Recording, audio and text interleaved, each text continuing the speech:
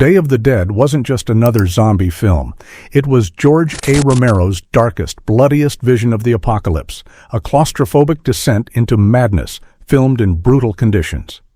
On screen, it looked like pure horror. Behind the cameras, the chaos was just as real. Collapsing sets, unpaid extras, sweltering heat, and bitter arguments that nearly destroyed the production. What audiences didn't know was that Day of the Dead carried scars far deeper than its gore effects. From legendary makeup disasters to studio interference and shocking clashes among cast and crew, the story of this film is one of desperation, survival, and obsession. Today we're unearthing 20 weird facts about Day of the Dead. And wait until the bonus fact, a secret so strange it almost rewrote zombie movie history. Stay with us. This is one apocalypse you won't forget. 1. Romero's original script was gutted by budget cuts. George A. Romero envisioned Day of the Dead as his epic masterpiece, a zombie apocalypse on a massive scale. His original script featured armies of the undead, complex human societies, and huge set pieces. But when investors got nervous about the violent content, they slashed the budget nearly in half, forcing Romero to rewrite everything. Instead of sprawling cities, the story shrank into a single underground bunker. Not a grand war of survival, but a tense bottle episode. Fans often wonder what might have been, but Romero himself admitted, "The movie I wanted to make was 5 times bigger." The irony? Those limitations gave the film its suffocating atmosphere, turning financial devastation into creative intensity. 2. Filming in a real mine was pure torture. The underground military base wasn't a soundstage, it was an actual limestone mine in Pennsylvania, miles below the surface. The location looked perfect for post-apocalyptic decay, but the conditions were hellish. Humidity destroyed equipment, condensation dripped constantly from the ceiling. Crew had to wipe camera lenses between takes. Worse, the air smelled of rotting flesh thanks to real animal intestines used in gore effects, which quickly spoiled in the heat. Cast members recalled gagging between lines. What felt like oppressive realism on screen was literal suffocation behind the scenes. Romero joked later that the mine itself was the scariest monster in the film. 3. The gore was groundbreaking. And revolting special effects legend Tom Savini pushed horror makeup into new territory on Day of the Dead. Using layers of latex, prosthetics, and gallons of fake blood, he created some of cinema's most shocking zombie kills. But his masterpiece was Bub, the intelligent zombie, played by Sherman Howard, whose makeup allowed subtle expressions beneath the rot. Yet the price of innovation was grotesque, real pig entrails filled with fake blood. When a refrigerator storing the guts failed, the stench was unbearable. The infamous torso rip. Scene? Actors nearly vomited as decayed meat filled the air. Viewers thought the horror was fantasy. In reality, it was disgustingly authentic. 4. Romero fought bitterly with his actors.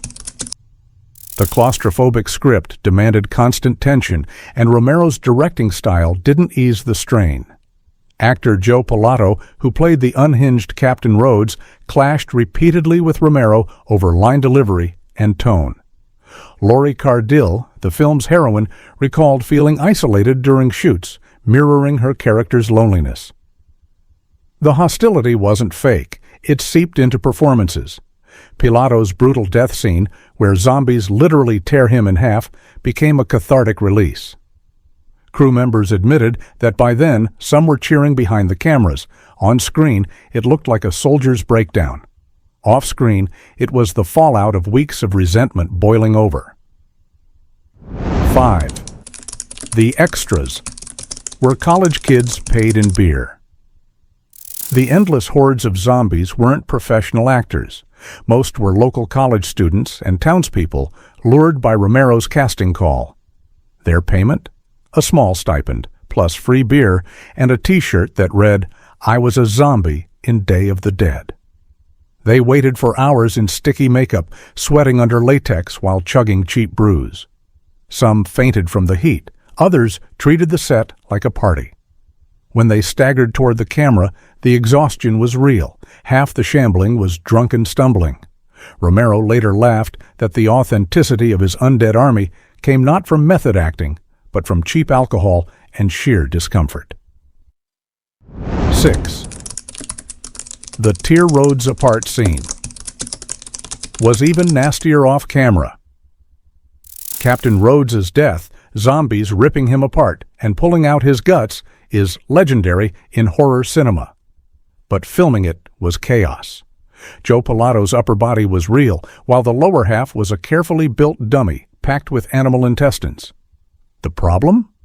The intestines had been stored in a broken refrigerator for days. When Romero finally called action, the crew split the torso open and the stench hit like a wall.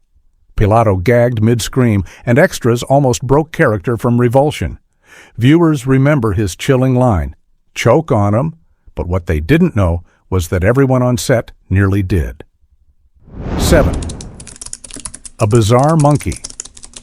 Zombie was cut from the film Romero originally planned to include more experimental zombies, testing how far intelligence might carry after death. One concept was a monkey zombie, a grotesque little creature designed by Tom Savini with animatronic parts. Test footage showed the animal twitching unnervingly, but Romero scrapped it. The effect looked too strange and risked unintentional comedy. Fans only learned of it years later through Savini's behind-the-scenes photos. The idea of animal zombies lingers as one of Romero's most bizarre what-ifs. Instead, he doubled down on Bub the Zombie, creating one of the most sympathetic monsters in horror history. 8. Filming almost bankrupted Romero's team. The tight budget wasn't just inconvenient, it was devastating.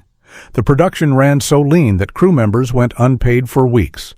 Romero had to rely on friends and investors to cover costs while scrambling to finish editing. Some effects sequences had to be shortened, while others were improvised with cheaper materials. The atmosphere was one of constant financial fear. At one point, equipment nearly got repossessed mid-shoot. Yet Romero refused to compromise on gore, prioritizing Savini's work even if it meant cutting corners elsewhere. In the end, the film cost about $3.5 million, a fraction of its planned scale, but it nearly destroyed the people making it. 9. Savini's team invented a new way to decapitate. Practical effects in the 1980s required raw invention, and Savini's crew excelled. For one memorable decapitation, they created a prosthetic head filled with blood bags and dental plates to simulate teeth snapping. When pulled apart, the head stretched like melting rubber, then popped grotesquely. The result stunned audiences. It looked too real. But behind the scenes, the effect was improvised from cheap materials, including dental dam rubber and chicken bones. The sequence became iconic, influencing later splatter films. What audiences didn't realize was that a cheap trick turned into one of horror's most unforgettable images. 10. Romero snuck in social commentary about militarism. At first glance, Day of the Dead looks like pure gore, but Romero never made a movie without biting social commentary.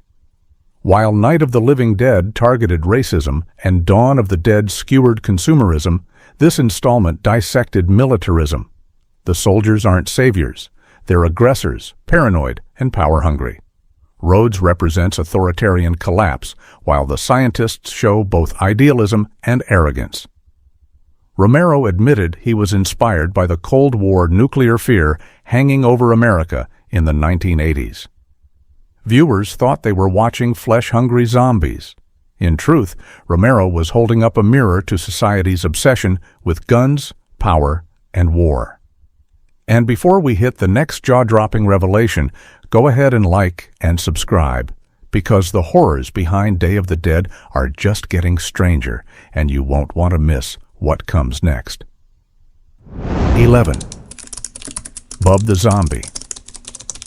was inspired by Frankenstein's monster Sherman Howard's portrayal of Bub, the sympathetic zombie who remembers fragments of his humanity, became the film's heart. But Howard revealed he based Bub on Frankenstein's monster, awkward, tragic, but yearning for connection. He even studied Boris Karloff's movements to capture that same blend of menace and sadness. Romero encouraged the approach, wanting Bub to symbolize the possibility of peace, even in the apocalypse. The gamble worked. Bub became a fan favorite, with some audiences rooting for him over the humans. What looked like just another zombie role was actually a nuanced performance that reshaped how horror fans saw the undead, not as mindless ghouls, but as mirrors of ourselves. 12. The film's score nearly fell apart. John Harrison composed the eerie, synth-heavy score that gives Day of the Dead its unsettling mood. But the process was fraught with problems. Harrison, working with limited resources, used early digital synthesizers instead of a full orchestra. Some crew members doubted the choice, claiming it sounded too cheap for Romero's vision. But Romero loved the alien quality, saying it gave the bunker a sense of isolation. Ironically, budget restrictions once again birthed innovation. Today, the score is praised as one of the most haunting of the 1980s horror era, influencing later synth-driven soundtracks like Stranger Things. What once felt like compromise became a cult legacy. 13. Zombies had their own makeup assembly line. Transforming hundreds of extras into convincing zombies every day was a logistical nightmare. Savini's team created a production line, one table for latex wounds, another for blood splatters, and a final touch-up station. Some extras got full prosthetics, while others just had quick background makeup. The schedule was brutal. Call times as early as 3 a.m., with actors waiting hours before stepping in front of the camera. To speed things up, interns sometimes smeared mud on faces and called it zombie detail. The result? A mix of grotesque showpieces and sloppy background ghouls. It looked chaotic on screen, but in reality, it was a desperate assembly line of horror. 14. The film was initially a box office disaster. Released in 1985, Day of the Dead shocked critics with its unrelenting violence. Mainstream audiences weren't ready. It earned just $34 million worldwide, far below expectations, and some theaters refused to screen it due to its unrated release. Critics called it sick and nihilistic. Romero admitted the failure crushed him, forcing him back into lower-budget projects. Yet over decades, the film's reputation transformed. Horror fans hailed its practical effects, bleak tone, and social commentary. Once considered Romero's weakest entry, it's now revered as his most uncompromising vision. What started as financial collapse ended as cult resurrection. 15. The helicopter pad. Scene was dangerous to film. The film's opening shows survivors landing a helicopter on a rooftop, surrounded by zombies. Simple in concept, terrifying in execution. The helicopter blades came dangerously close to decapitating extras, with safety officers yelling constantly to keep people low. One zombie actor's headpiece was actually clipped by the rotor wash, narrowly avoiding disaster. Romero later admitted he hated filming with helicopters, recalling an earlier Dawn of the Dead accident where a stuntman's headpiece was sliced off. On screen, it's chilling. Suspense.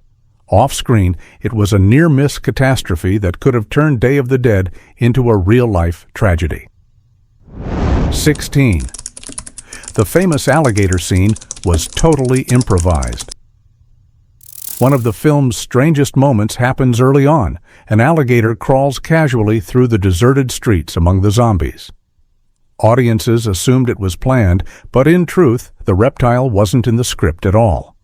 A local animal wrangler brought it to set, and Romero, never one to waste a bizarre opportunity, rolled cameras. The surreal image of nature reclaiming the city fit perfectly with the apocalyptic vibe. Cast members joked it was the only actor on set that didn't argue or demand beer.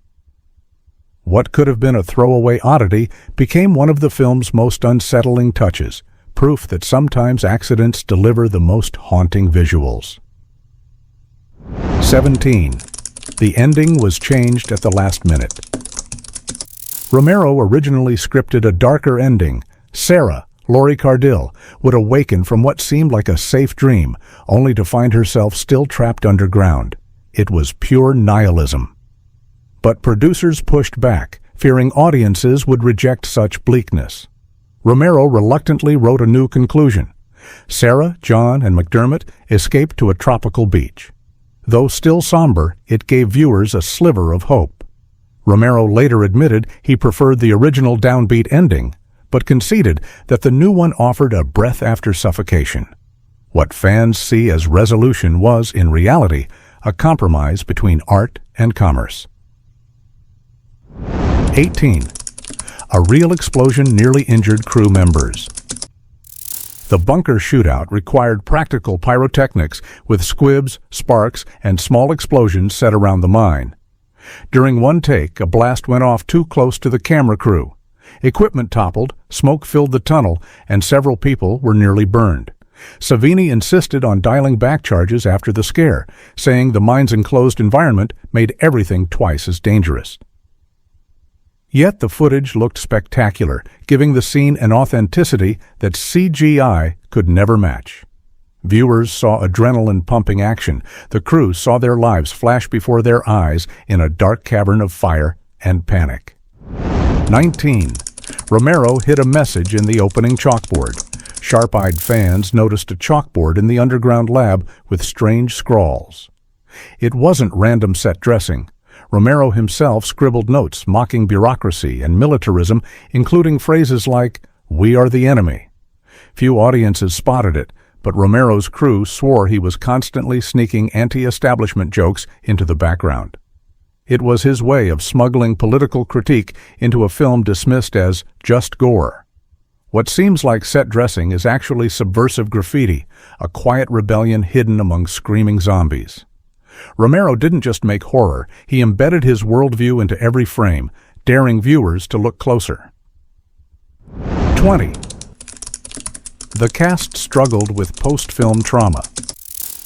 When shooting, Wrapped, many cast members admitted they were emotionally wrecked. Lori Cardill said she had nightmares about being trapped underground for weeks. Joe Pilato confessed that Rhodes' screaming death stayed with him, haunting his sleep. Even Savini's makeup crew felt drained after weeks surrounded by fake corpses and real stench. Horror was supposed to be fantasy, but Day of the Dead blurred lines. Romero's suffocating bunker, relentless gore, and constant tension broke through the safe distance of acting. The scars were real, even if the zombies weren't. For some, walking away was as hard as surviving the apocalypse itself. Bonus fact: Romero wanted to train zombies with music. Here's the kicker, the strangest concept cut from the original script. Romero planned a sequence where scientists tried conditioning zombies using music, hoping rhythm could trigger memory. One scene would have shown chained zombies swaying eerily to classical records. Tom Savini even sketched test designs for Dancing Undead. The idea was scrapped as too bizarre and expensive, but hints survive in Bub's recognition of Beethoven. What audiences didn't know is that Romero nearly turned his apocalypse into a twisted music experiment, proving he was always pushing horror toward the surreal. Day of the Dead wasn't just another zombie movie. It was Romero's darkest, most suffocating vision, born from budget cuts, personal conflict, and sheer creative defiance. What audiences saw was unrelenting gore and despair. What they didn't see was the human struggle behind every frame, the sweat, the fights, the fear. Today, the film stands as proof that chaos can birth art, and that even in the bleakest apocalypse, there's room for strange beauty.